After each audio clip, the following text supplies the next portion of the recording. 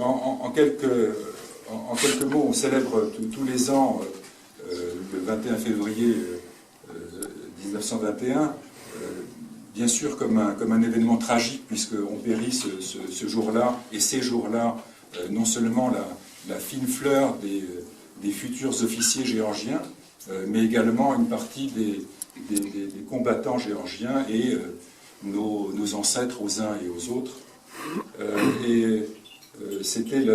a été la naissance, c'était à la fois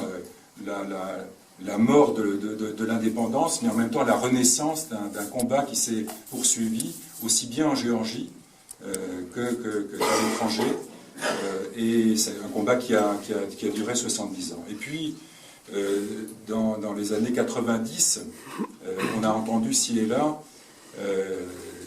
des gens qui avaient combattu et qui probablement aspiraient également, et c'est légitime, aspiraient à la paix, à une certaine tranquillité, dire voilà, le temps est venu de replier nos drapeaux et au fond de gagner une paix qui était une paix méritée. Voilà, ceux qui pensaient que l'histoire avait une fin, je pense, et Mamao, tu seras d'accord avec moi, que l'histoire n'a malheureusement qu'une seule fin, c'est la fin de l'œuvre, quand on aura à rendre des comptes définitifs.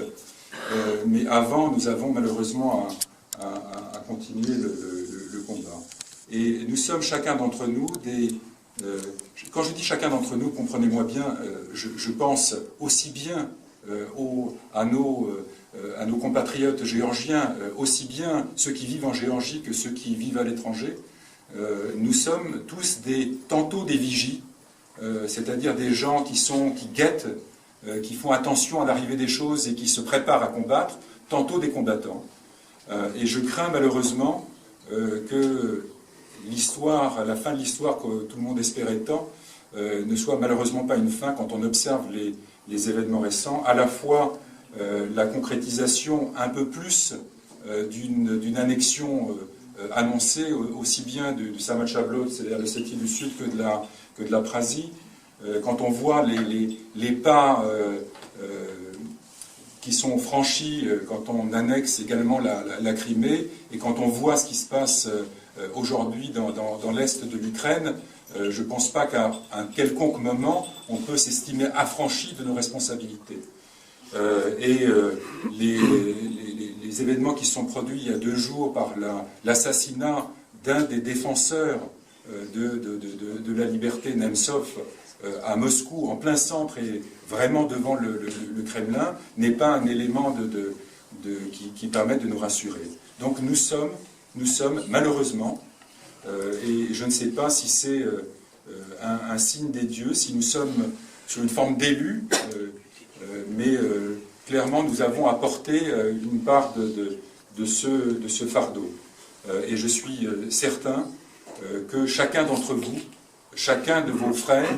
chacun de vos sœurs, chacune de vos sœurs, chacun de vos fils, chacune de vos filles porteront et sauront porter ce flambeau